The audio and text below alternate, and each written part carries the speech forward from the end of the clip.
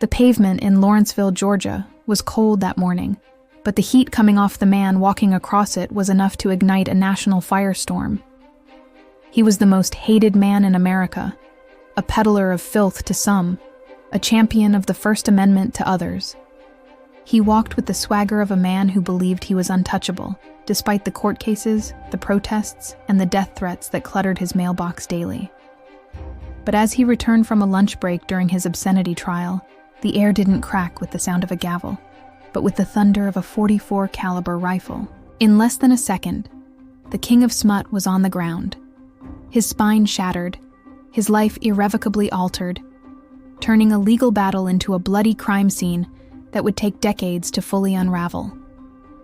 Before we investigate the bullet that silenced a giant, please remember to comment, like, share, and subscribe so you don't miss future episodes of The Calendar of Crime.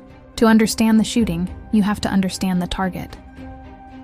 By 1978, Larry Flynt was a household name, though not a polite one.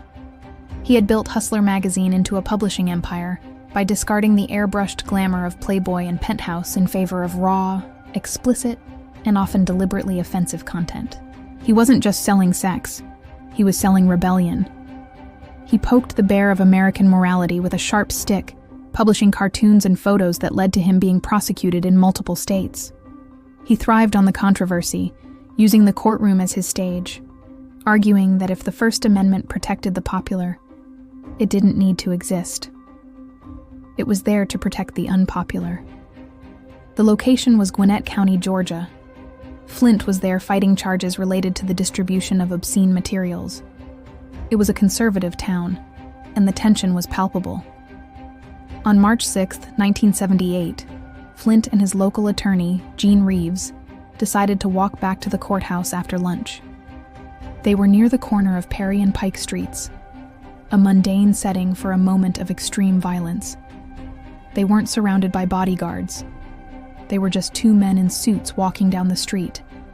It was a lapse in security that a predator had been waiting for. Somewhere nearby, hidden in the shadows of an abandoned storefront, or perhaps a parked vehicle, a sniper was watching. This wasn't a crime of passion in the heat of the moment. This was a calculated hunt.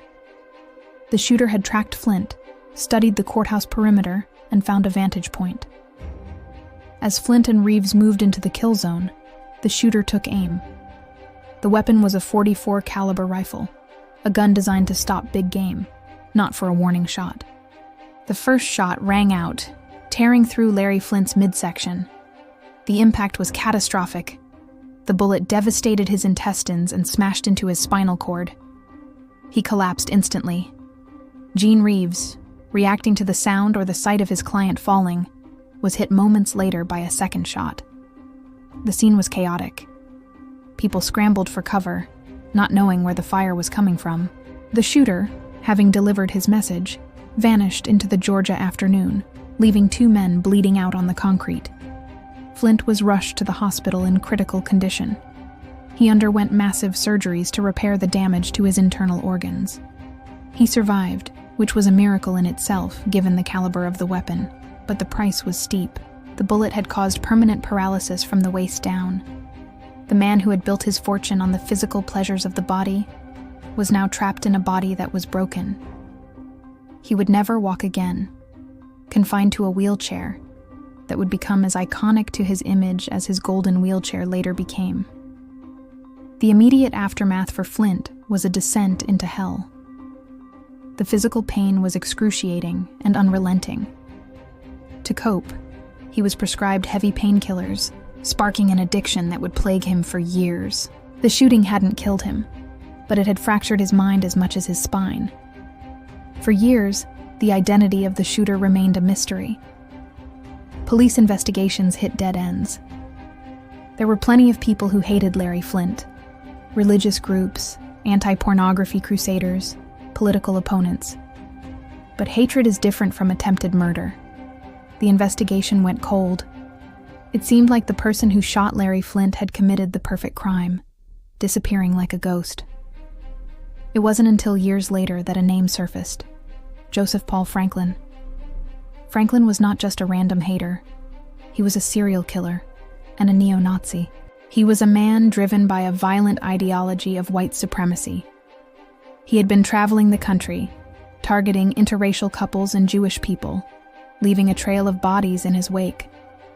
But why Larry Flynt? Flynt was white. He wasn't Jewish. He didn't fit Franklin's usual victim profile.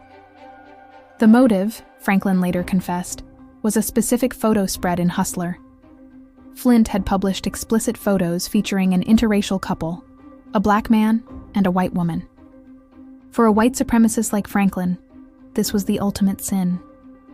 He saw Flynt not just as a pornographer, but as a race traitor, someone actively promoting what Franklin considered the degradation of the white race. Franklin happened to be in Georgia, saw the news about the trial, and decided to execute Flynt for his crimes against racial purity. Franklin's confession came while he was already in prison for other murders. He described the shooting with chilling detail, details only the gunman would know. He spoke of the type of gun, the distance, and the satisfaction he felt when he saw Flynt fall. However, because Franklin was already serving multiple life sentences and facing the death penalty in other states, prosecutors in Georgia eventually decided not to try him for the Flynt shooting. It was a pragmatic decision, but it meant Franklin was never officially convicted for the act in a court of law, though he openly bragged about it. Larry Flynt's reaction to finding out who shot him was complex. Flynt was a staunch opponent of the death penalty. In a twist of irony, the man who had been paralyzed by Franklin eventually argued against Franklin's execution. Flynt stated that he would love to inflict physical pain on Franklin himself, but he did not believe the government should be in the business of killing people. He even filed a motion to stop Franklin's execution, arguing that a life of confinement was a better punishment. The legal system disagreed. Joseph Paul Franklin was executed by lethal injection in Missouri in November 2013 for a separate murder, the 1977 killing of a Jewish man outside a synagogue. The shooting of Larry Flynt remained an unprosecuted chapter in his long ledger of hate, but history, and Flynt himself, accepted Franklin as the culprit. The shooting in Lawrenceville changed the trajectory of the First Amendment battles in America. It turned Flynt into a martyr for the cause, albeit a reluctant and controversial one. The wheelchair became his throne. He used his disability as a prop in his satire, mocking the institutions that he felt had failed him. The physical devastation drove him to fight harder, to be louder, and to be more offensive than ever before.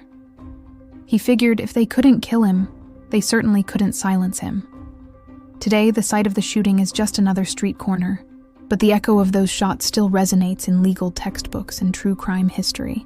It was a collision of three extreme forces: the radical free speech of Flynt, the violent hatred of Franklin, and the slow-moving wheels of justice.